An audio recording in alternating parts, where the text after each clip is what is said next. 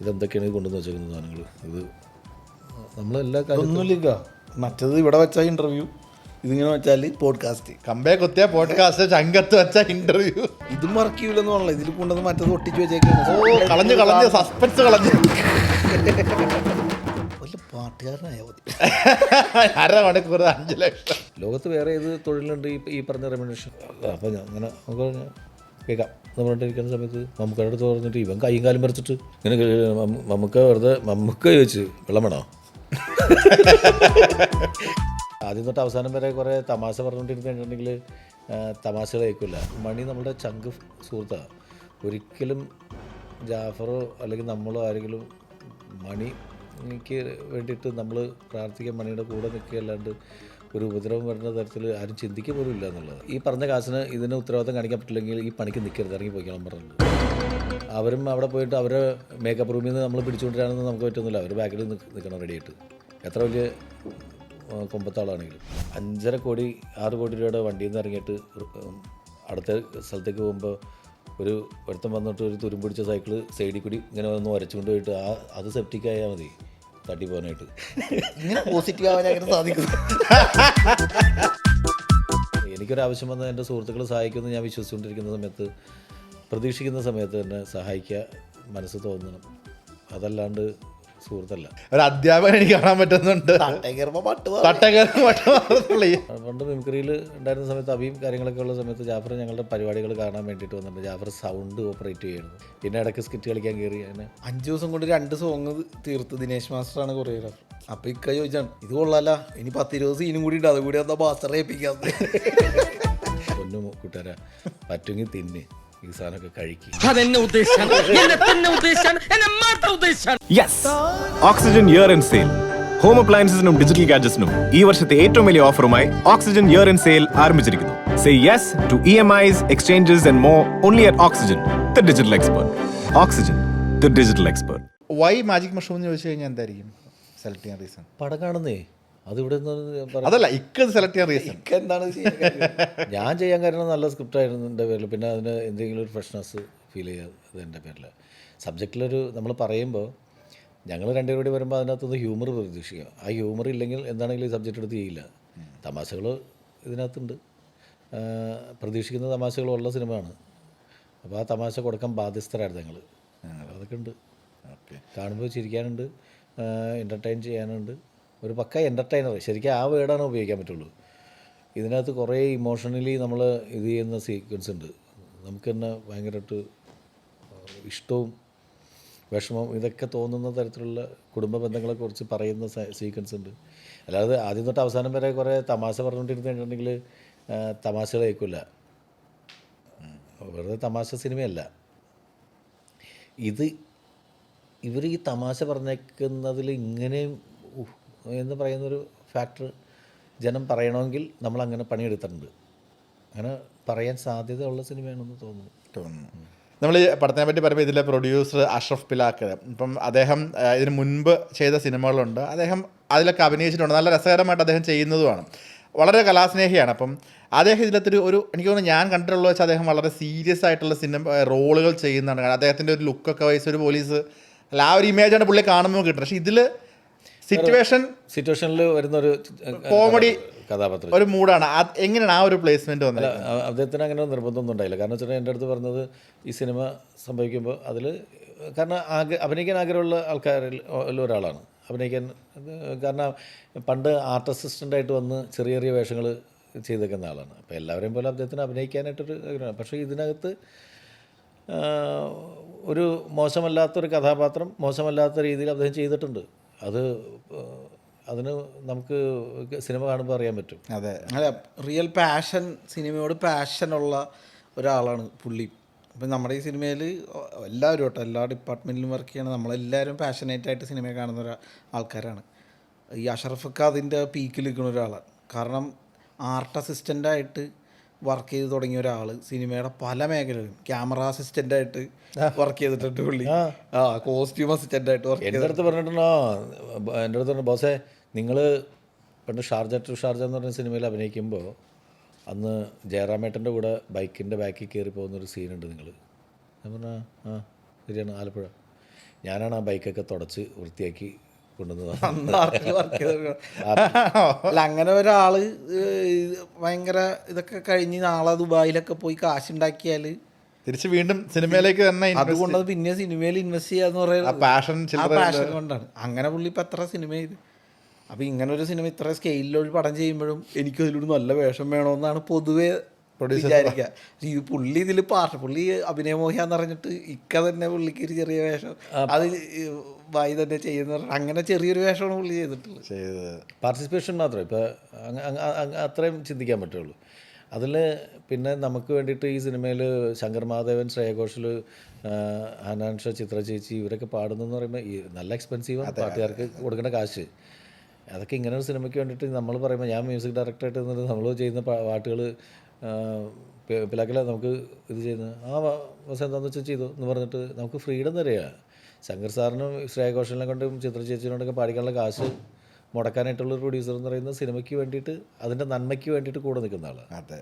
അദ്ദേഹത്തിൻ്റെ ഇത് കണക്ട് ചെയ്ത് എനിക്ക് മുന്നേ പറഞ്ഞൊരു ടോപ്പിക്ക് ആണ് എൻ്റെ അത് ജോയിൻ ചെയ്യാൻ തോന്നുന്നത്. കാരണം ഒരു ഉത്സവത്തിൻ്റെ സീക്വൻസ് എടുക്കാൻ വേണ്ടി ടീരാറ്റുമായിട്ട് സെറ്റ് ചെയ്ത് ക്രെയിൻ കൊണ്ടുവന്ന് റോഡ് ടാർ ചെയ്ത് അത്രയും സെറ്റ് ഇട്ട് അത് കംപ്ലീറ്റ്ലി പൊളിച്ച് മറ്റൊരു സ്ഥലത്തേക്ക് അത് എത്രത്തോളം സാമ്പത്തികമായിട്ട് ഉള്ള ഒരു നഷ്ടം അത് ഷൂട്ട് നടന്നില്ലെങ്കിൽ നമുക്ക് അറിയാലോ, ഊഹിക്കാമല്ലോ. അപ്പം അന്നേരമൊക്കെ ഇത്രയും അത് അനുവദിക്കുന്ന ഒരു പ്രൊഡ്യൂസർ എന്ന് പറഞ്ഞാൽ തീർച്ചയായിട്ടും നമുക്കത് അപ്രീഷിയേറ്റ് ചെയ്യേണ്ട ഒരു പാഷനാണ്. സിനിമയുടെ വിജയത്തിന് വേണ്ടിയിട്ട് കൂടെ നിൽക്കും, സിനിമയ്ക്ക് വേണ്ടിയിട്ട് കാശ് ചിലവാക്കണം. അദ്ദേഹത്തിന് യാതൊരു പണിയുണ്ടല്ലോ സിനിമയ്ക്ക്. അപ്പോൾ തീർച്ചയായിട്ടും നമ്മളുടെ കടമ എന്താണെന്ന് വെച്ചിട്ടുണ്ടെങ്കിൽ നല്ലൊരു സിനിമ സംഭവിക്കട്ടെ എന്ന് പ്രാർത്ഥിക്കണം. അതിൻ്റെ അകത്തുള്ള യൂണിറ്റുകളിൽ എല്ലാവരും പ്രാർത്ഥിച്ചു. കാരണം വെച്ചിട്ടുണ്ടെങ്കിൽ എല്ലാവർക്കും 10 ദിവസത്തെ ബാറ്റ് അഡ്വാൻസ് കൊടുത്ത മനുഷ്യനാണ്. അതായത് 50 ദിവസം മൊത്തം ഷൂട്ടിംഗ് ഉണ്ടായിരുന്നു. 40 ദിവസമായപ്പോൾ തന്നെ ഫുൾ പേയ്മെൻറ്റ് സെറ്റിൽ ചെയ്തു എല്ലാവർക്കും. ഷൂട്ടിംഗ് തുടങ്ങുന്നതിന് മുമ്പ് തന്നെ ആദ്യത്തെ 10 ദിവസത്തെ പൈസ കൊടുത്തു. 10 ദിവസം കഴിഞ്ഞപ്പോൾ നെക്സ്റ്റ് 10 ഡേയ്സിൻ്റെ പൈസ അഡ്വാൻസ് അങ്ങനെ സെറ്റിൽ ചെയ്താണ്.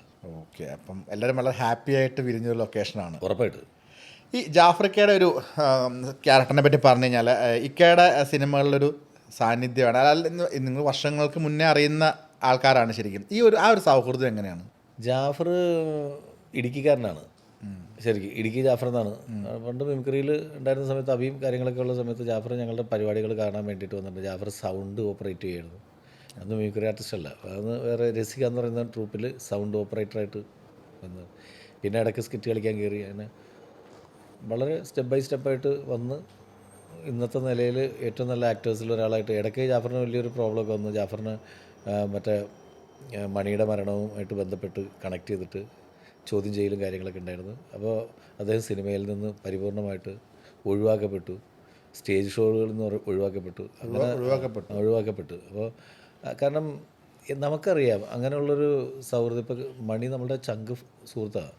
ഒരിക്കലും ജാഫറോ അല്ലെങ്കിൽ നമ്മളോ ആരെങ്കിലും മണിക്ക് വേണ്ടിയിട്ട് നമ്മൾ പ്രാർത്ഥിക്കാൻ മണിയുടെ കൂടെ നിൽക്കുകയല്ലാണ്ട് ഒരു ഉപദ്രവം വരുന്ന തരത്തിൽ ആരും ചിന്തിക്കുക പോലും ഇല്ല എന്നുള്ളത് എല്ലാവർക്കും ഫ്രണ്ട്സിനും അറിയാവുന്നതല്ലേ. അപ്പോൾ അങ്ങനെ ഒഴിവാക്കപ്പെടുന്ന സമയത്താണ് ഞങ്ങൾ കട്ടപ്പന ചെയ്ത സമയത്ത് കട്ടപ്പനയുടെ ഒരു വേഷനിൽ ജാഫറിനെ വിളിച്ചിട്ട് ഒരു ചെറിയ വേഷം. ജാഫറാണ് വിഷ്ണുവിൻ്റെ അടുത്ത് പറഞ്ഞത്, നീയാടവേ കട്ടപ്പനയിൽ ഋതിക് റോഷൻ എന്ന് പറയുന്നൊരു ഡയലോഗ്. പിന്നെ അയാൾ നല്ല ആക്ടറാണ്. അപ്പോൾ നമുക്ക് ഉപയോഗിക്കാൻ പറ്റുന്ന ഔദാര്യം കാണിക്കുന്നതല്ല നമുക്ക് ആ കഥാപാത്രം നന്നാകാൻ വേണ്ടിയിട്ട് ജാഫർ ചെയ്താൽ നന്നായിരിക്കുന്നു എന്ന് പറഞ്ഞാൽ വിളിക്കുന്നതാണ്. അല്ലാണ്ട് ജാഫറിനെ രക്ഷിക്കാൻ വേണ്ടി ചെയ്യുന്ന ഒരു പരിപാടിയല്ലത്. അന്നും സുഹൃത്തുക്കൾക്ക് വേണ്ടിയിട്ട് നിൽക്കുന്ന ഒരു വ്യക്തിയാണല്ലേ നാദിർ ഷാ എന്ന് പറയുന്നത്. പണ്ടത്തെ ആരാണ് സലീമേട്ടനാണോ പറഞ്ഞിട്ട് നാദിർ ഷാ നമ്മുടെ തുമ്പ പോലെയാണ്. തുമ്പ എവിടെ നിൽക്കും, തുമ്പയിൽ നിന്ന് റോക്കറ്റുകൾ മുകളിലേക്ക് പൊക്കൊണ്ടേയിരിക്കും എന്ന് പറഞ്ഞ പോലെ ഞാൻ മറ്റൊരു ഇൻ്റർവ്യൂവിൽ കേട്ടിട്ടുണ്ടായിരുന്നു. എനിക്ക് നമ്മളുടെ തന്നെ ഇൻ്റർവ്യൂവിലാണെന്ന് തോന്നുന്നു ജാഫ്രിക്കയ്ക്ക് സാമ്പത്തികമായിട്ട് കൊടുത്താൽ അത് ശരിയാവില്ല, അതിന് പകരം വേഷങ്ങൾ കൊടുത്ത്. അങ്ങനെയല്ല, അത് നമ്മൾ ആ സമയത്തൊരു ട്രിപ്പ് പോകണ്ടായിരുന്നു, അമേരിക്കൻ ഷോ. ആ ഷോയിൽ ജാഫറിനെ കൂടി ഉൾപ്പെടുത്താൻ വേണ്ടി ഞാൻ ശ്രമിച്ചു. അപ്പോൾ അതിന് വേണ്ടിയിട്ട് ഒരു അഡ്വാൻസ്. ജാഫർ ഭയങ്കര അഭിമാനിയാണ്, വെറുതെ കാശ് കൊണ്ടേ കൊടുത്താലൊന്നും മേടിക്കുന്നില്ല. അപ്പോൾ ഒരു ഷോവുമായിട്ട് ബന്ധപ്പെട്ട് പൈസ കൊടുക്കാൻ അവന് സാമ്പത്തികമായിട്ട് അത്ര അത്യാവശ്യമാണെന്ന് മനസ്സിലായപ്പോൾ ചെയ്യുന്നുള്ളൂ. അതൊക്കെ സൗഹൃദങ്ങളിൽ. ഇപ്പം ഞാൻ പറയട്ടെ, എനിക്കൊരാവശ്യം വന്നാൽ എൻ്റെ സുഹൃത്തുക്കൾ സഹായിക്കുമെന്ന് ഞാൻ വിശ്വസിച്ചുകൊണ്ടിരിക്കുന്ന സമയത്ത്, പ്രതീക്ഷിക്കുന്ന സമയത്ത് തന്നെ സഹായിക്കുക മനസ്സ് തോന്നണം, അതല്ലാണ്ട് സുഹൃത്തല്ല. അപ്പോൾ പിന്നെ എപ്പോഴെപ്പോഴും പോയിട്ട് എനിക്ക് ജാഫറിനെ സഹായിച്ചുകൊണ്ടിരിക്കാൻ പറ്റില്ലല്ലോ. എപ്പോഴെങ്കിലൊക്കെ അല്ലെങ്കിൽ ജാഫറിനെ സഹായിക്കാൻ ഒരുപാട് സുഹൃത്തുക്കളുണ്ട്. എല്ലാവരും പല വിധത്തിൽ വിഷമിക്കുന്ന ആൾക്കാരുണ്ട്. എല്ലാവരും പോയി എപ്പോഴെപ്പോഴും നമുക്ക് സഹായിക്കാൻ പറ്റുന്നില്ല. പക്ഷേ ആവശ്യഘട്ടങ്ങളിൽ നമ്മളുടെ ഒരു ഫോൺ കോളോ ഒരു ഇത് വരുന്നതെന്ന് പറയുന്നത് എല്ലാവരും എക്സ്പെക്റ്റ് ചെയ്യുന്നതാണ്. അതിപ്പോൾ ഞാനായാലും നീയാണെങ്കിലും നമ്മൾ പ്രതീക്ഷിക്കും. തീർച്ചയായിട്ടും. അപ്പോൾ ആ സമയത്ത് ചെയ്യാൻ പറ്റുമെങ്കിൽ ചെയ്യുക, അത്രേ ഉള്ളൂ. ഈ പണ്ടത്തെ സ്റ്റേജ് എന്ന് പറഞ്ഞപ്പോൾ അത് കണക്ട് ചെയ്തിട്ട് ചോദിച്ചാൽ ഈ ദേമാവലി കൊമ്പത്ത് ഇന്നസെൻസ് സാർ അങ്ങനെ ഒരുപാട് ആൾക്കാരുടെ ശബ്ദം അനുകരിച്ചാണ് കാസറ്റ് വന്നിരുന്നത്. ഇന്ന് ചുമ്മാ ഞാൻ വെറുതെ ഒരു റാൻഡമായിട്ട് ചോദിച്ചു കഴിഞ്ഞാൽ ഇന്ന് അങ്ങനെ ഒരു കാസറ്റ് അല്ലെങ്കിൽ അങ്ങനെ ഒരു ഓഡിയോ പിന്നീട് സി ഡിയിലേക്കൊക്കെ അതിൻ്റെ വിഷ്വലൈസേഷനൊക്കെ വന്നിട്ടുണ്ടായിരുന്നല്ലോ. ഇന്ന് അങ്ങനെ ഒരു ഒരു സംഭവം ചെയ്യണമെന്ന് വെച്ചോ, ചുമ്മാ അങ്ങനെ ഒരിക്കലും സംഭവം ഒരു പക്ഷേ ഇപ്പോഴത്തെ സാഹചര്യത്തിൽ അങ്ങനെ സംഭവിക്കില്ല അറിയാം. അങ്ങനെ ഉണ്ടെന്നുണ്ടെങ്കിൽ ഈ ഇപ്പോഴത്തെ ആർട്ടിസ്റ്റിൽ ആരെയൊക്കെ വെച്ച് പ്ലേസ് ചെയ്യുമായിരിക്കും? ഒന്നാമത്തെ ഓഡിയോ റൈറ്റ്സ് കിട്ടില്ല നമുക്ക് പാരഡി ചെയ്യാനായിട്ട്. ഓക്കെ, കോപ്പി റൈറ്റ്സ് ഉണ്ട്.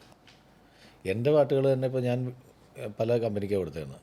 ആ കമ്പനിക്കാരുടെ അടുത്ത് നിന്ന് അതിൻ്റെ പാരഡി ചെയ്യണമെങ്കിൽ കോപ്പി റൈറ്റ്സ് നമ്മൾ വാങ്ങിക്കണം, കാശ് കൊടുത്ത് പഠിക്കണം. അപ്പോൾ അത് ഒരിക്കലും സംഭവിക്കില്ല. ഒരിക്കലും സംഭവിക്കുക അങ്ങനെ ചിന്ത വെറുതെ ട്യൂണുണ്ടാക്കി നമ്മൾ കൂട്ടുകാരുടെ ഇടയിൽ വെറുതെ പാടിക്കൊണ്ട് എടുക്കുക, അല്ലാണ്ട് കച്ചവട സാധ്യതയില്ല. അങ്ങനെ ഒരു സാധ്യതയില്ല. ഓക്കെ. ശരിക്കും ഈ സ്റ്റേജ് ഷോസ് ആണ് ഡയറക്ഷനാണ് ഏറ്റവും കൂടുതൽ എൻജോയ് ചെയ്യുന്നത്? സ്റ്റേജ് ഷോയും ഡയറക്റ്റ് ചെയ്യുന്നുണ്ട്, മറ്റേ നമ്മളുടെ സിനിമയും ഡയറക്റ്റ്, രണ്ടും രണ്ട് തരമല്ലേ. സ്റ്റേജിൽ നമ്മൾ ഷോ ഡയറക്റ്റ് ചെയ്യുമ്പോൾ ഓഡിയൻസിൻ്റെ ഫേസ് ടു ഫേസ് നോക്കിയിട്ട് അവരെൻജോയ് ചെയ്തുകൊണ്ടിരിക്കുന്നത്. ഞാൻ ഇൻ്റർവ്യൂസിൽ പറയാറുണ്ട്, ആദ്യത്തെ 5 ഐറ്റത്തിന് മാത്രമേ ഞാൻ ലിസ്റ്റ് ഇടുള്ളൂ. ആദ്യം ഒരു ഓപ്പണിങ് എന്തായിരിക്കണം, അത് കഴിഞ്ഞിട്ടുള്ള 5 എണ്ണം പ്ലാൻ ചെയ്യും, ബാക്കിയെല്ലാം ബ്ലാങ്ക് ഇടുള്ളൂ. കാരണം പിന്നെ ഓഡിയൻസിൻ്റെ ട്രെൻഡ് നോക്കിയിട്ട് ആ സമയത്ത് എന്ത് ആണ് അവർക്ക് ആവശ്യം എന്നുള്ളത് നമ്മളിങ്ങനെ വാച്ച് ചെയ്തിട്ടാണ് അടുത്ത ഐറ്റത്തിന് പിന്നത്തെ ഒരു 5 ഐറ്റം പ്ലാൻ ചെയ്യും. അങ്ങനെ പോകാമുള്ളൂ. ഓക്കെ. അതാണ് സ്പീഡ്. അത് ഫാസ്റ്റായിട്ട്. പിന്നെ എല്ലാവരുടെ അടുത്ത് ആദ്യമേ പറഞ്ഞിട്ടുണ്ടാവും, നമ്മൾ ഷോ തുടങ്ങുന്നതിന് മുമ്പ് എല്ലാവരും കൂടി വിളിച്ചെടുത്തിട്ട് പറയും, ഏത് സമയത്ത് ആരെയാണ് വിളിക്കണമെന്ന് പറയാൻ പറ്റില്ല, എല്ലാവരും എല്ലാത്തിനും റെഡി ആയിട്ടിരിക്കണം പറയും. അല്ലാണ്ട് ഇയാൾ നോക്കിയിട്ടോ ഒറ്റ ഡാൻസ് കഴിഞ്ഞിട്ടല്ലേ എൻ്റെ പാട്ട്, ഞാൻ കുറച്ച് റിലാക്സ് ആയേക്കാം എന്ന് പറഞ്ഞിട്ട് അത് നിൽക്കാൻ സമ്മതിക്കില്ല. നമ്മൾ പറയുന്നത് ഒറ്റ കേസുള്ളൂ, ആകെ 2-3 മണിക്കൂറേ പ്രോഗ്രാമുള്ളൂ. ഈ 3 മണിക്കൂർ പണിയെടുക്കണമെങ്കിൽ ലോകത്തിൽ ഏതൊരു തൊഴിലിനേക്കാൾ കൂടുതൽ കാശ് ഈ 3 മണിക്കൂറിൽ 3 മണിക്കൂറിൽ നീ ഒരു കാര്യം മനസ്സിലാക്കും. എൻ്റെ ഒരു തിയറിയിൽ പറയണം, ഒരു പാട്ടുകാരൻ വന്നു, ആ പാട്ടുകാരൻ ആ സ്റ്റേജിൽ 3 മണിക്കൂറുള്ള ഷോയ്ക്ക് കൂടി വന്നാൽ അവൻ 5 പാട്ടേ പാടാൻ പറ്റുള്ളൂ. ബാക്കി പാട്ടുകാരും ഉണ്ടാവും, ഡാൻസും ഉണ്ടാവും. ഈ 5 പാട്ട് പാടുന്നതിന് അത്യാവശ്യം പേരുള്ള ഒരുത്തനാണെങ്കിൽ, ഒരു ചെറിയ പേരുള്ള ഒരുത്തന് 50,000 രൂപ വാങ്ങിക്കും 5 പാട്ടിന്. ഈ 5 പാട്ടിന് ടോട്ടൽ ഡ്യൂറേഷൻ എത്രയെന്ന് അറിയോ? 5 മിനിറ്റ് വെച്ച് കൂട്ടിക്കോ. 25 മിനിറ്റ്, അരമണിക്കൂർ അങ്ങേറ്റം. അല്ല, 25 മിനിറ്റ് അവൻ്റെ ആൾക്കാരുടെ അടുത്ത് സംവദിക്കുന്നതെല്ലാം കൂടി അരമണിക്കൂർ. ഈ അരമണിക്കൂറിന് 50,000 രൂപ വാങ്ങിക്കുന്ന ഏത് ഒന്നുമില്ല തൊഴിലുണ്ട്? ഇല്ല. അരമണിക്കൂറിന് 50,000 രൂപ റെമ്യൂണറേഷൻ കിട്ടുമ്പോൾ അവൻ അതിന് ഡെഡിക്കേറ്റഡ് അല്ല പറ്റുള്ളൂ. എല്ലായിടത്തും പോയി നിൽക്കാൻ സമ്മതിക്കില്ല, മരിച്ചു നിൽക്കണം നിൻ്റെ അവിടെ. അതാ നിൽക്കാൻ പറ്റില്ലെങ്കിൽ അവൻ ഈ പണിക്ക് ഇറങ്ങരുത്, പറ്റില്ല, വീട്ടിൽ വരുന്നാൽ മതി, അത്രേ ഉള്ളൂ. വളരെ കണിശക്കാരനും സ്ട്രിക്റ്റ് ആയിട്ടുള്ള ഒരു അധ്യാപകൻ എനിക്ക് കാണാൻ പറ്റുന്നുണ്ട്. അല്ല, അതാണ് ഇപ്പം ഇത്രയും സീനിയറായിട്ടുള്ള സ്റ്റേജ് ഷോകൾ ഡയറക്റ്റ് ചെയ്യുന്നതിൽ കേവലം സീനിയറായിട്ടുള്ള വേറെ എനിക്ക് തോന്നുന്നില്ല. അപ്പം ഞാൻ പറയണത് ഏറ്റവും ചെറിയ പേയ്മെൻറ്റ് മേടിക്കാനാണ് ഈ 50,000 രൂപ. ഇതേ സ്ഥലത്ത് 5 ലക്ഷം രൂപ വാങ്ങിക്കുന്ന ആൾക്കാരും ഉണ്ട്. ഈ 5 പാട്ട് പാടുന്നതിന് 5 ലക്ഷം രൂപ മേടിക്കുന്ന സിംഗേഴ്സ് ഉള്ള സമയമാണ് നമ്മളുടെ അവിടെ. അപ്പോൾ അവരൊന്ന് ആലോചിച്ച് നോക്കി, അവരും ഉഴപ്പിക്കഴിഞ്ഞാൽ അവരും അവിടെ പോയിട്ട് അവരെ മേക്കപ്പ് റൂമിൽ നിന്ന് നമ്മൾ പിടിച്ചുകൊണ്ടിരാണെന്ന് നമുക്ക് പറ്റുന്നില്ല. അവർ ബാക്കിൽ നിൽക്കണം റെഡിയായിട്ട്, എത്ര വലിയ കൊമ്പത്താളാണെങ്കിലും ബാക്കിൽ റെഡിയായിട്ട് നിന്നേ പറ്റൂ. അങ്ങനെ ഓഡിയൻസിൻ്റെ അടുത്തുള്ള ഉത്തരവാദിത്തമുള്ളതാണേ. അപ്പോൾ ഈ അരമണിക്കൂറിന് 5 ലക്ഷം രൂപ വാങ്ങിക്കുമെങ്കിൽ അവൻ റെഡിയായിട്ട് നിന്നേ പറ്റത്തുള്ളൂ, നിൽക്കണം. ഏത് സമയത്ത് അവനെ വിളിച്ച് കയറാൻ തയ്യാറായിട്ട് നിൽക്കണം. വല്ല പാട്ടുകാരനായാൽ മതി. അരമണിക്കൂർ 5 ലക്ഷം. ലോകത്ത് വേറെ ഏത് തൊഴിലുണ്ട് ഈ പറഞ്ഞ റെമ്യൂണറേഷൻ? മിമിക്രിക്കാരാണെങ്കിലും അങ്ങനെയാണ്. ചിലപ്പോൾ ഒരു ഐറ്റത്തിന് കയറുള്ളൂ. ഈ ഐറ്റം അല്ലെങ്കിൽ 2 ഐറ്റം, ഈ 2 ഐറ്റം കൊണ്ട് എന്ന് പറഞ്ഞാൽ 10 മിനിറ്റ് കൂടുതലുള്ള ഒരു ഐറ്റം ഇല്ല. 2 ഐറ്റത്തിൽ കൂടുതൽ ഈ 10 മിനിറ്റ് 20 മിനിറ്റ്, ഈ 20 മിനിറ്റിനും മേടിക്കുന്നുണ്ട് ഈ പറഞ്ഞ പൈസ മിമിക്രിക്കാരനാണെങ്കിലും. ഇവനൊക്കെ ഒന്ന് വിളിച്ചു നോക്കിയാൽ മിമിക്രിക്ക് ഏതെങ്കിലും സ്റ്റേജിൽ അപ്പം അറിയാം എത്ര രൂപ മേടിക്കണ്ടെന്ന്. എത്ര രൂപ മേടിക്കും? റെഡിയായിട്ട് എത്ര രൂപ മേടിക്കും? അത് പുറത്തറിയാം. ഞാനിക്കടെ കൂടെ എത്ര ഷോ ചെയ്തു, ഞങ്ങൾ അമേരിക്കയൊക്കെ ചെയ്തു. ഭയങ്കര ചൂടാവോ? ഇപ്പം പറയുമ്പോൾ തന്നെ അങ്ങ് തിളച്ച് കയറി. അല്ലല്ല, അത് നോട്ട് ദ പോയിന്റ്. ഇക്ക പറഞ്ഞത് ആ പ്രൊഫഷണാലിറ്റി കാണിച്ചില്ലെങ്കിലത്തെ കാര്യമാണ്. അതെ. അല്ല, ഞാൻ പറയാം ഒരു കുറച്ച് ഷോർട്ട് ടൈം സ്റ്റേജിൽ വരുമ്പോൾ എനിക്ക് മറ്റൊരു പേഴ്സണാലിറ്റി കാണാൻ പറ്റും. ഞാൻ ഇന്ന് വരെ സ്റ്റേജിൽ ഇത് ചെയ്യാവുന്ന ആർട്ടിസ്റ്റുകളോട് നമ്മൾ ചൂടാവും. ഞാൻ പച്ചക്ക് ഇതേ ഡയലോഗ് ഞാൻ പറഞ്ഞിട്ടുണ്ട്. നിനക്ക് ഈ പറഞ്ഞ കാശിന് ഇതിന് ഉത്തരവാദിത്തം കാണിക്കാൻ പറ്റില്ലെങ്കിൽ ഈ പണിക്ക് നിൽക്കരുത്, ഇറങ്ങി പോയിക്കണം പറഞ്ഞിട്ടുണ്ട്. അങ്ങനെ നമ്മുടെ അത്യാവശ്യം നല്ല സിംഗേഴ്സിന് തെറിയിട്ടുണ്ട് വായിന്ന്. അവരത് അനുഭവിച്ചിട്ടുള്ളതാണ്. ഞാൻ പറഞ്ഞു നിങ്ങൾ ഈ പണിക്ക് പറ്റിയതല്ല എന്ന് പറഞ്ഞിട്ട് പിന്നെ ഞാൻ വിളിച്ചിട്ടില്ല. അതുപോലെ അവർ ചിലപ്പോൾ ഭയങ്കര ഇതായിട്ടുള്ള പ്രഗത്ഭരായിട്ടുള്ള കലാകാരന്മാരായിരിക്കാം. പക്ഷെ അത് നമുക്ക് പ്രശ്നമില്ല. അതിന് ഉത്തരവാദിത്തത്തിന് നമ്മൾ കാണിക്കണം. ഇത്രയും കൂടിയിരിക്കുന്ന ജനങ്ങളുടെ അടുത്ത് നമ്മൾ കാണിക്കേണ്ടത്, ഞാൻ പറയുന്നത് എന്താ പറയുക, നമ്മളൊരു 4 അടി അല്ലെങ്കിൽ 5 അടിയുള്ള ഒരു ഉയരമുള്ളൊരു വേദിയിൽ നമ്മളെ നിർത്തിയിട്ട് ബാക്കി എല്ലാവരും നിൽക്കുന്ന കാഴ്ചക്കാർ അവരുടെ അവതാരിയാണ് നമ്മൾ ഈ തട്ടുമ്പുറത്ത് കയറി നിൽക്കുന്നത്. അവർ തന്നേക്കുന്ന സ്നേഹമാണ്. അതിന് അവരെ റെസ്പെക്റ്റ് ചെയ്യണം. അല്ലാണ്ട് അവരെക്കാളും വലിയ ആളാണ് ഞാൻ എന്നുള്ള തോന്നൽ സ്റ്റേജിൽ നിൽക്കാൻ പാടില്ല. സ്റ്റേജിൽ അവർ നിർത്തിയേക്കുന്നത് അവരൊക്കെ ജഡ്ജസാണ്. അവരുടെ അവതാരം കൊണ്ടാണ് നമ്മൾ ഈ തട്ടിൻ്റെ മുകളിൽ കയറി നിൽക്കുന്നത്.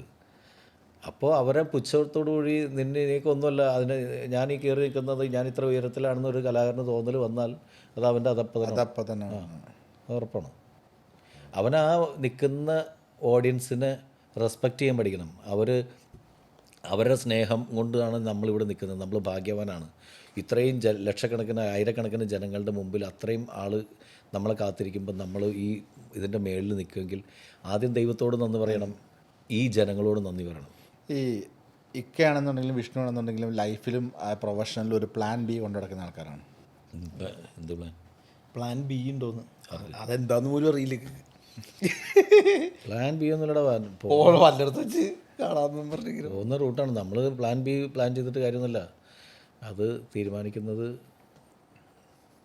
ഒരാൾ തീരുമാനിക്കേണ്ടത്. നമ്മൾ പ്ലാൻ ബി ഇവിടെ നിന്ന് ഇറങ്ങുമ്പോൾ മറ്റേ അയാൾ പറഞ്ഞ പോലെ എല്ലാം റെഡിയായി എല്ലാത്തിനും അയ്യോ രാവിലെ അത് കഴിച്ച് കഴിഞ്ഞിട്ടുണ്ടെങ്കിൽ കുഴപ്പമാണ്, ഡയറ്റ് നോക്കി ഇത് നോക്കി ആരോഗ്യം നോക്കി ഇങ്ങനെയൊക്കെ കാണിച്ച് മറ്റേ ഏറ്റവും വലിയ എയർ ബാഗും ഇതൊക്കെയുള്ള വണ്ടിയിലേ ഞാൻ സഞ്ചരിക്കുകയുള്ളൂ, അതിൽ മറ്റേ ഇതെല്ലാം വേണം, ഫ്ലൈറ്റിൽ ഏറ്റവും ഇതുള്ള ഫ്ലൈറ്റ് എന്നൊക്കെ പറഞ്ഞിട്ട് നമ്മൾ നിൽക്കുന്ന സമയത്ത് ഈ 5.5 കോടി 6 കോടി രൂപയുടെ വണ്ടിയിൽ നിന്ന് ഇറങ്ങിയിട്ട് അടുത്ത സ്ഥലത്തേക്ക് പോകുമ്പോൾ ഒരുത്തം വന്നിട്ട് ഒരു തുരുമ്പ് പിടിച്ച സൈക്കിള് സൈഡിൽ കൂടി ഇങ്ങനെ ഒന്ന് വരച്ചുകൊണ്ട് പോയിട്ട് അത് സെപ്റ്റിക് ആയാൽ മതി തട്ടി പോകാനായിട്ട്. അത് എത്രയും സൂക്ഷിച്ചിട്ട് ഇങ്ങനെ പോസിറ്റീവ് ആവാൻ അങ്ങനെ സാധിക്കുന്നു. അത്രയൊക്കെ കെയർ ചെയ്തിട്ട് പോകുന്ന വഴി ഒരുത്തം വന്നിട്ട് ഒരു തുരുമ്പ് പിടിച്ച സൈക്കിള് സൈഡിൽ കൂടി സോറി ഏട്ടാന്ന് പറഞ്ഞിട്ട് കാൽമ വരച്ചുകൊണ്ട് പോയത്. എൻ്റെ കൊച്ചച്ഛൻ പറഞ്ഞിട്ടുണ്ട്, അച്ഛനൊക്കെ പറയും മാസം പോയി ഹെൽത്തൊക്കെ നോക്കണം എന്ന് പറയുമ്പോൾ ഇതേ പ്രഷറും നോക്കി ഷുഗറും നോക്കി കൊളസ്ട്രോളും നോക്കി ഒന്നുമില്ല എന്ന് പറഞ്ഞ് പുറത്തിറങ്ങുമ്പോഴേക്കും ടിപ്പർ അടിക്കണേ, അതുകൊണ്ട് ഗ്യാരണ്ടി ഒന്നുമില്ല, പോണത്ര നല്ല രീതിയിൽ പോട്ടെ എന്ന് പറയുന്നു. ഞാൻ എൻ്റെ ഫ്രണ്ട്സിൻ്റെ അടുത്ത് ആവശ്യമുള്ള സമയത്ത് നല്ല ഫുഡ് കഴിക്കാനോ അല്ല ഡയറ്റ് അത് പറ്റില്ല, അതിൻ്റെ അകത്ത് കലോറി കൂടുതലാണെന്നൊക്കെ പറയുമ്പോൾ ഞാൻ പറഞ്ഞു പൊന്നും കൂട്ടുകാരാ പറ്റുമെങ്കിൽ തിന്ന് ഈ സാധനമൊക്കെ കഴിക്കി. ഇവനൊക്കെ ഈ നല്ല നമ്മൾ എവിടെയെങ്കിലും സ്ഥലത്ത് പോയിട്ട് നല്ല മട്ടൻ ബിരിയാണിയും ഒക്കെ വിൽക്കുന്ന സ്ഥലത്തേ അത് വേണ്ടക്ക ഞാൻ തിന്നാൻ പറ്റുമെങ്കിൽ തിന്ന്. ഈ ഫുഡിനോടുള്ളൊരു അതെങ്ങനെ കൺട്രോൾ ചെയ്യുന്നു? ഞാനെല്ലാം കഴിക്കുന്ന ആളാണ്, പക്ഷെ അങ്ങനെ ഒരുപാട് കഴിക്കില്ലെന്നുള്ളൂ, കുറേശ്ശെ കഴിക്കുള്ളൂ എല്ലാവരും. ഒരു മമ്മൂക്ക എല്ലാം കഴിക്കും, പക്ഷേ കുറച്ച് ലിമിറ്റ് വെച്ച് കഴിക്കും. ഞാൻ എല്ലാം കഴിക്കും. എനിക്ക് ഫുഡിൻ്റെ ക്വാണ്ടിറ്റി കുറച്ച് കഴിക്കുള്ളൂ. അതെ, കുറച്ച് ക്വാണ്ടിറ്റി കഴിക്കും, എല്ലാം കഴിക്കും. ബീഫാണെങ്കിലും ചിക്കൻ ആണെങ്കിലും മട്ടൺ ആണെങ്കിലും ഫിഷ് ആണെങ്കിലും ഒക്കെ എല്ലാം നമുക്ക് ഇഷ്ടമാണ്. പക്ഷെ എല്ലാം കുറച്ച് കഴിക്കുന്ന ആളാണ്. ബിരിയാണിയൊക്കെ ഇത്തിരി കഴിക്കുള്ളൂ, കുറച്ച് കഴിക്കുള്ളൂ. ഞാൻ നേരത്തെ പ്ലാൻ ബി ചോദിച്ചില്ല. ഇപ്പോൾ ഈ സ്റ്റേജിൽ പറയുമ്പോഴേ ഇപ്പം പെട്ടെന്ന് ഒരു ഐറ്റം വർക്കാവുന്നില്ല, ഒരാൾക്കൊരു ഹെൽത്ത് ഇഷ്യൂ വന്നൊരു അസൗകര്യം വരുന്നു, അങ്ങനെയൊക്കെ വരുമ്പോൾ അങ്ങനെ ഒരു പ്ലാൻ ബി എപ്പോഴെങ്കിലും സെറ്റ് ചെയ്തിട്ടുണ്ടോ, അല്ലെങ്കിൽ അങ്ങനെ ഒരു സിറ്റുവേഷൻ വന്നിട്ടുണ്ടോ? ഞങ്ങൾ ഷോയ്ക്ക് പോയപ്പോൾ കലാഭമണി ഞാൻ കോട്ടയം നസീറൊക്കെ ആയിട്ട് ഞങ്ങളൊരു ഷോ പോയപ്പോൾ ആകെ 10 പേരേ ഉള്ളൂ ആ ഷോയിൽ. വർഷങ്ങൾക്ക് മുമ്പാണ്, 98 എൻ്റെയും മണിയുടെയൊക്കെ കല്യാണം കഴിഞ്ഞ സമയത്താണ്. വിത്ത് വൈഫ്, ഞങ്ങൾ രണ്ടുപേരും വൈഫുമാരുണ്ട്. ഹണിമൂൺ ട്രിപ്പ് കൂടിയാണ്. പോകുന്ന വഴി ഒരു സ്ഥലത്തു നിന്ന് വേറെ സ്ഥലത്തേക്ക് പോകുന്ന ഫ്ലൈറ്റ് മിസ്സായി. ഫ്ലൈറ്റ് മിസ്സായിട്ട് പിന്നെ ആക്ഷൻ ഫ്ലൈറ്റ് എന്ന് പറയുന്ന സാധനം. പിന്നെ ഉള്ള ഫ്ലൈറ്റൊക്കെ നോക്കിയപ്പോൾ മറ്റേ അവിടെ പ്രോഗ്രാം സ്ഥലത്ത് എത്തുന്നത് എയർപോർട്ടിൽ എത്തിയിട്ട് 1 മണിക്കൂർ ഓട്ടോ ഉണ്ട് പ്രോഗ്രാം, അങ്ങനെ നോക്കിയപ്പോൾ ആദ്യത്തെ ഫ്ലൈറ്റിൽ 4 പേർക്ക് ടിക്കറ്റ് ഉള്ളൂ. ആ ഫ്ലൈറ്റ് അവിടെ ചെന്ന് നേരെ സ്റ്റേജിലേക്ക് കയറിയാൽ 6 മണിക്ക് ഷോ അനൗൺസ് ചെയ്തേക്കുന്നത് 6 മണിക്കാണ്. 5:45 അവിടെ എത്തുള്ളൂ. 6 മണിക്ക് ഷോ തുടങ്ങാൻ 4 പേർക്കേ പറ്റുള്ളൂ. പിന്നെ അടുത്ത ഫ്ലൈറ്റ് അവിടെ എത്തുന്നത് 1.5 മണിക്കൂർ ഡിലേ ഉണ്ട്. അവിടെ ആളെത്തുമ്പോൾ സ്റ്റേജിൽ ഇതോടെ എത്തും. അങ്ങനെ ആദ്യത്തെ ട്രിപ്പിൽ പോയപ്പോൾ എല്ലാവർക്കും മടിയായിരുന്നു. അവസാനം ഞാൻ പറഞ്ഞു ദീപക് ദേവ് ഉണ്ട്, രേണു ചേച്ചി ഉണ്ട്, ഞാനുണ്ട്. അപ്പോൾ ഞാൻ പറഞ്ഞു ആരെങ്കിലും ഒരാളും കൂടി വരാൻ പറഞ്ഞു. മണി. അപ്പോൾ മണി പറഞ്ഞടാ ഞാൻ വൈഫിനും കൂടി ടിക്കറ്റ് ഇതില്ലാണ്ട് എനിക്ക് വരാൻ പറ്റില്ല. അപ്പോൾ ഞാൻ പറഞ്ഞു അല്ല നമുക്ക് ആദ്യം പോയിട്ട് തുടങ്ങാം, വൈഫുമാരിവിടെ നിൽക്കട്ടെ, അപ്പോൾ നമുക്ക് 4 മണിയൊന്നുമില്ലട. അപ്പോൾ വൈഫ് നോക്കിയപ്പോൾ പാവം നാട്ടുപുറത്ത് തരില്ല അവൾക്ക് വരാനായിട്ട്. അപ്പോൾ ഞാൻ പറഞ്ഞു എന്ന് ശരി നിങ്ങൾ അടുത്ത ഫ്ലൈറ്റിന്. അപ്പോൾ ഞാൻ നസീറിന് അങ്ങനെ. അപ്പോൾ ഒരു ഷോ അവിടെ പോയിരുന്നാൽ ഈ 4 പേര് തുടങ്ങണം, തുടങ്ങിയേ തീരൂ.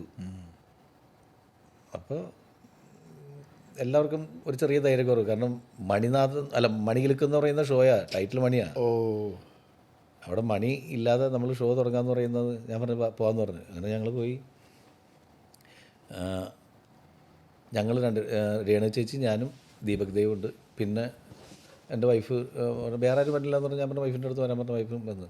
അപ്പോൾ ഇത് വെച്ചിട്ട് ഞങ്ങൾ 3 പേരും വെച്ചിട്ട് ഷോ തുടങ്ങി. 1.5 മണിക്കൂർ രേണു ചേച്ചി ഞാനും മാത്രം നിന്ന് ടച്ചിന് പാടുകയാണ് ദീപക്കുള്ളതിൻ്റെ പേരിൽ.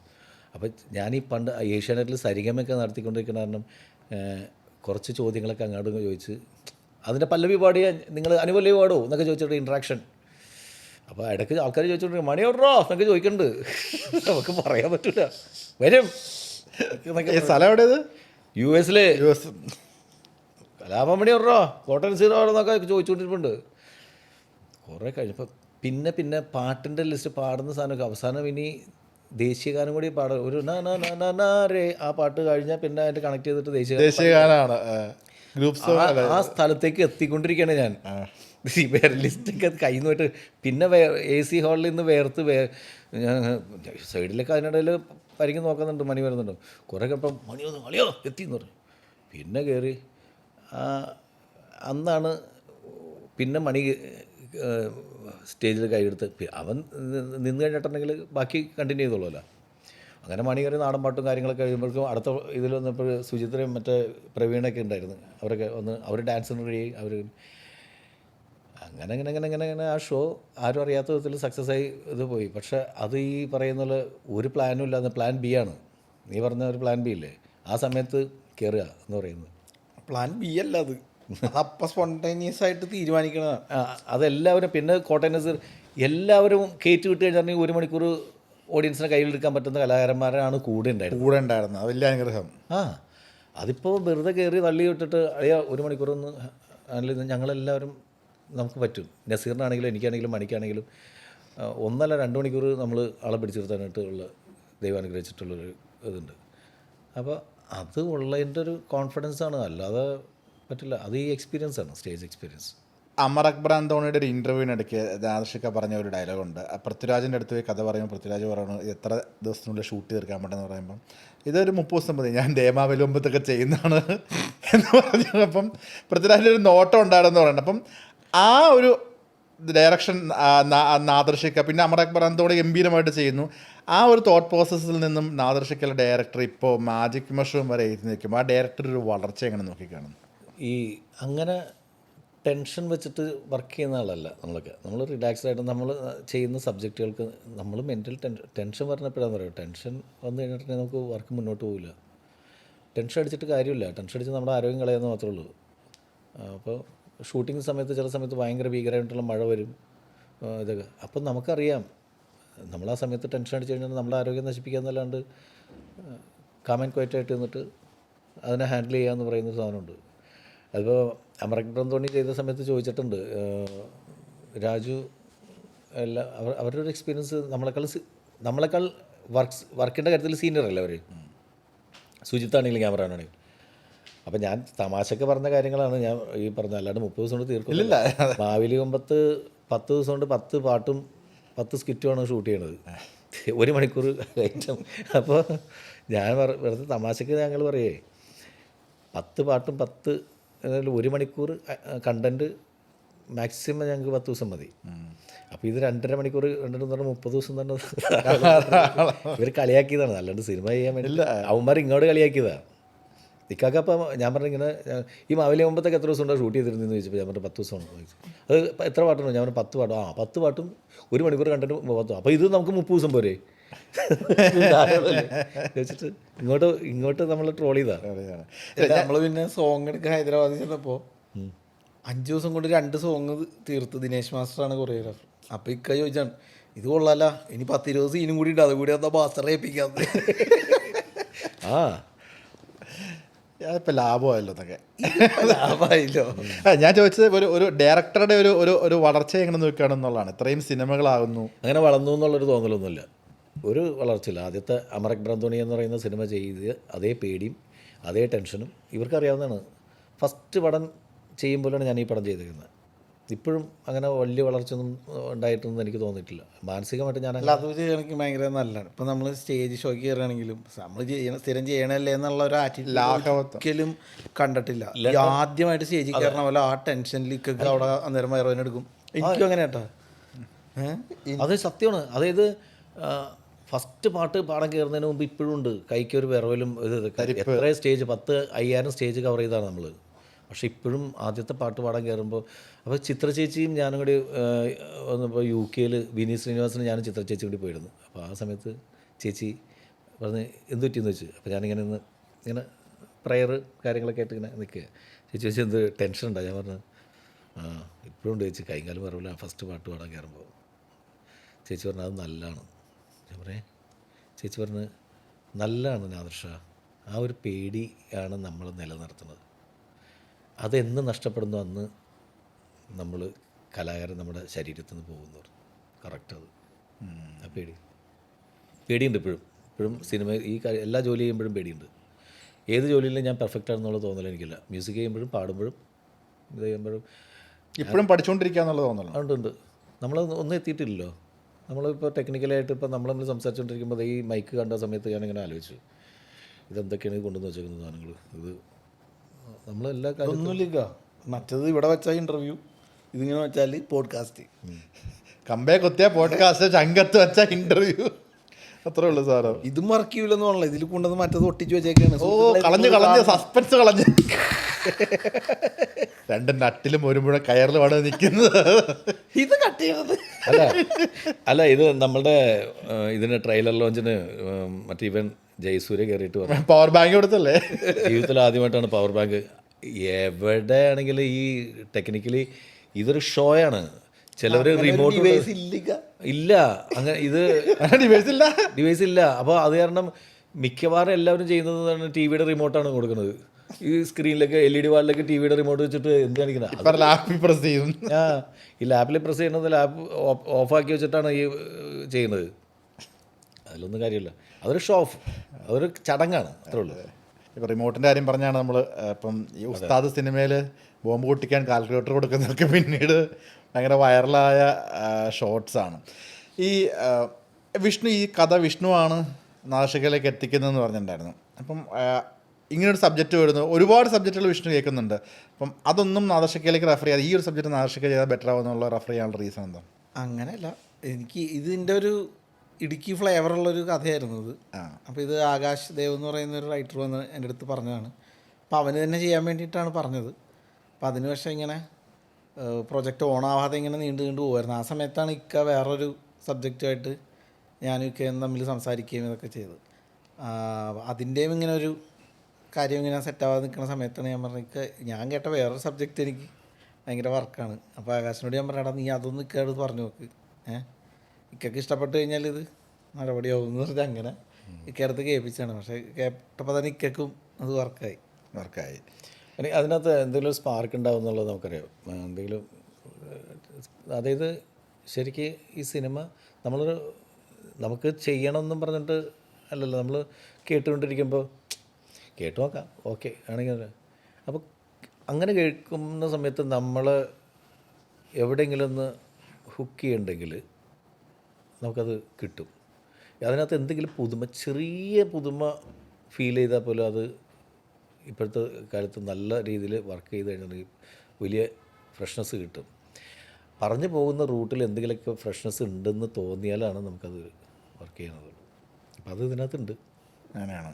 അതിൻ്റെ സ്ക്രിപ്റ്റൊക്കെ വായിക്കുകയാണ് ചെയ്തത്. വായിച്ച് കഴിഞ്ഞിട്ട് ഇക്ക രാത്രി തന്നെ എന്നെ തിരിച്ചു വിളിച്ചു, അന്ന് തന്നെ എഴുതി നല്ല രസമുണ്ടല്ലോ അത് പറഞ്ഞു. അപ്പോൾ എനിക്കും ചിലത് പറയുമ്പോൾ കയ്യിൽ ഇപ്പോൾ അവനന്ന് എൻ്റെ അടുത്ത് ആകാശദേവ് എന്ന് പറയുമ്പോൾ അവനാകെ വേറെ മെൻ്റൽ ടെൻഷനും കാര്യങ്ങൾ. അപ്പം ഞാനത് ആയിട്ടുണ്ട്. ശരിക്കും പറഞ്ഞിട്ടുണ്ടെങ്കിൽ എനിക്ക് കഥ പറയാൻ അറിയാൻ പാടില്ലാത്ത ഒരാളുടെ അടുത്ത് ഞാൻ കഥ പറഞ്ഞു കഴിഞ്ഞിട്ടുണ്ടെങ്കിൽ അത് അയാളിലേക്ക് എത്തിക്കാൻ. പക്ഷേ പേനയും പേപ്പർ എടുത്തിട്ട് ഒരു 4 വരി എഴുതി കഴിഞ്ഞിട്ടുണ്ടെങ്കിൽ അത് വായിച്ചു കഴിഞ്ഞിട്ടുണ്ടെങ്കിൽ ചിലപ്പോൾ അയാൾക്ക് ചിരി കിട്ടും. അങ്ങനെ കുറേ ആൾക്കാർക്കുണ്ട്. ആകാശ് ഇപ്പോൾ വന്ന് പറയുന്ന റിലാക്സ്ഡ് മൂഡാണെങ്കിൽ ഓക്കെയാണ്. ഇപ്പം ഞാനിപ്പോൾ മമ്മൂക്കയുടെ അടുത്ത് ചില കഥകൾ ഞാൻ വായിച്ചിട്ട് എനിക്ക് ഭയങ്കരമായിട്ട് ചിരി വന്നിട്ട് ഞാൻ ആ റൈറ്ററെ വിളിച്ചിട്ട് ഞാൻ മമ്മൂക്കയുടെ അടുത്ത് അപ്പോൾ ഞാൻ അങ്ങനെ നമുക്ക് കേൾക്കാം എന്ന് പറഞ്ഞിട്ടിരിക്കുന്ന സമയത്ത് മമ്മൂക്കയുടെ അടുത്ത് പറഞ്ഞിട്ട് ഇവൻ കൈയും കാലും വരച്ചിട്ട് കൈയും കാലും വരച്ചിട്ട് ഇങ്ങനെ മമ്മൂക്ക ചോദിച്ച് വെള്ളം വേണോ? എത്ര പേരെ കണ്ടിട്ടുള്ള, എത്ര ആൾക്കാരെ കണ്ടിട്ടുള്ള. നമുക്ക് ഇങ്ങനെ ഫേസിലേക്ക് പോലും നോക്കിയിട്ടില്ല. വെറുതെ എനിക്ക് തോന്നുന്നു ഫോണിൽ ഇങ്ങനെ കളിച്ചുകൊണ്ടിരിക്കുന്ന സമയത്ത് ഓപ്പോസിറ്റ് ഇരിക്കുന്ന കഥ പറയാൻ വന്നോട് വെള്ളം വേണോ? വേണം. അങ്ങനെയുള്ള അവസ്ഥയിൽ അങ്ങനെ ചിലപ്പോൾ പതറിപ്പോവേ. പക്ഷെ ആ സാധനം തന്നെ നമ്മൾ വായിച്ച് കഴിഞ്ഞിട്ടുണ്ടെങ്കിൽ നമുക്ക് കിട്ടും ഹ്യൂമർ. അങ്ങനെ ഒരുപാട് പേർക്ക് അബദ്ധം പറ്റിയിട്ടുണ്ട്, പറയാൻ പറ്റാതെ. ഞാനൊക്കെ സ്ക്രിപ്റ്റ് റൈറ്റർ ആയിരുന്നെങ്കിൽ ഞാൻ പോയി ആരെങ്കിലും കഥ പറഞ്ഞു കഴിഞ്ഞിട്ടുണ്ടെങ്കിൽ ഒരിക്കലും എടുക്കില്ലായിരുന്നു. കഥ പറയാൻ കഥ പറയാൻ അറിയാമല്ലോ. ഈ എൻ്റെ മമ്മൂക്ക പ്രൊജക്റ്റ് പ്രതീക്ഷിക്കാമെന്ന് വെച്ചിട്ടുണ്ടെങ്കിൽ എനിക്ക് ഇപ്പോൾ ലാലേട്ടനെയും മമ്മൂക്കനെയും ഒക്കെ വെച്ചിട്ട് സിനിമ ചെയ്യണമെന്ന് കൊതിക്കാത്ത ആരുള്ളത്. എല്ലാ ഡയറക്ടേഴ്സ് എന്ന് പറയുന്നത് സിനിമ, മലയാള സിനിമയിൽ ഈ ലെജൻസിനെ ഇപ്പോൾ സുരേഷ് ഏട്ടൻ, മമ്മൂക്ക, ലാലേട്ടനൊക്കെ വെച്ചിട്ടൊരു പടം ചെയ്തു എന്ന് പറയുമ്പോൾ നമുക്ക് കിട്ടുന്ന, അപ്പോഴാണ് നമ്മൾ അംഗീകരിക്കപ്പെട്ട സംവിധായകനാവുള്ളൂ എന്ന് ഞാൻ വിശ്വസിക്കുന്നത്. എത്ര വലിയ നല്ല നല്ല സിനിമകൾ ചെയ്ത് ഇങ്ങനെ മുന്നോട്ട് പോയാലും അതൊക്കെ ചെയ്യുമ്പോഴാണ് അടുത്ത പടം മമ്മൂക്കയുടെ, അടുത്ത പടം ലാലേട്ടൻ്റെ, അടുത്ത പടം സുരേഷ് ഏട്ടൻ, അങ്ങനെയൊക്കെ ആ ലൈനപ്പ് നമ്മളൊന്ന് ഈ പറയുന്ന മലയാളികൾ അംഗീകരിക്കണമെങ്കിൽ നമ്മൾ അങ്ങനെ ഒരു ലൈനപ്പ് ഉണ്ടെങ്കിൽ അത് കൊതിയുണ്ട്. അതുമായിട്ടുള്ള ബന്ധപ്പെട്ട സബ്ജക്റ്റുകൾ ഉണ്ടാവുമല്ലോ. ഇത് ലാലേട്ടനെ വെച്ചിട്ട് പ്ലാൻ ചെയ്തിട്ട് എഴുതുക, എന്നിട്ട് ഇവൻ പറയും ഞാൻ അഭിനയിച്ചോട്ടെ എന്ന് നിൽക്കും. അതാണ് പാട്.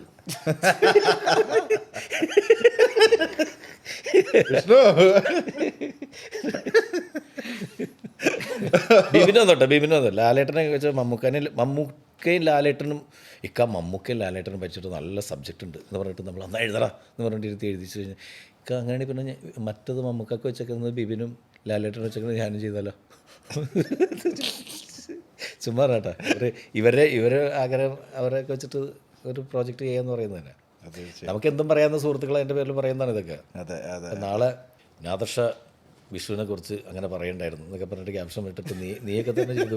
ഞാൻ ചെയ്യുന്നില്ല, ഇത് കട്ടി കളഞ്ഞേക്ക്. അവരെ വെച്ചിട്ടൊരു പടം ചെയ്യണമെങ്കിൽ അങ്ങനത്തെ ഒരു പരിപാടി വേണമല്ലോ. ഗ്രാൻഡിയർ സാധനമൊക്കെയാണ്. എന്തെങ്കിലും ആലോചനകളുണ്ടോ വിദൂര ഭാവിയിൽ, സമീപ ഭാവിയിൽ? അത് എന്തെങ്കിലും പറയാറായാലും അപ്പോൾ പറയും. മതി. നമ്മൾ ഈ മാജിക് മഷ്റൂം കണ്ടിറങ്ങുന്ന ഒരു പ്രേക്ഷകൻ എന്ത് ഫീലിങ്ങിലായിരിക്കും തിയേറ്ററിൽ വിടുന്നത്? കൊടുത്ത കാശ് മുതലായി. അതാണ് ഫാമിലി എൻ്റർടൈനർ പരിപാടിയാണ്.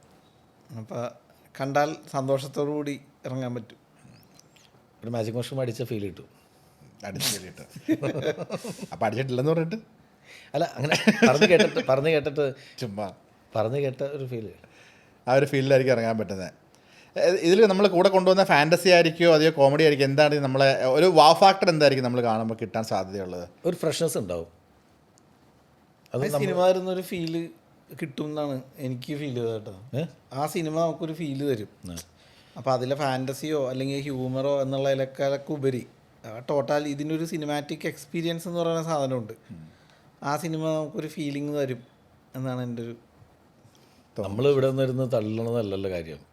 പടം കഴിഞ്ഞിറങ്ങുന്ന ആൾക്കാർക്ക് അവർ തൃപ്തരാണെങ്കിൽ അവർ ഓക്കെ പറഞ്ഞു. എനിക്ക് അങ്ങനെ തൃപ്തിയാകാൻ സാധ്യത ഉണ്ടെന്ന് ആസ് എൻ ഓഡിയൻസിൻ്റെ ഭാഗത്ത് നിന്നിട്ട് ഞാൻ ചിന്തിക്കുകയാണെങ്കിൽ പിന്നെ മഹത്തരമായിട്ടുള്ളൊരു അങ്ങനെ ഒരു സംഭവം എടുത്തു വെച്ചിട്ട് ഇരുന്നത് നല്ലത്.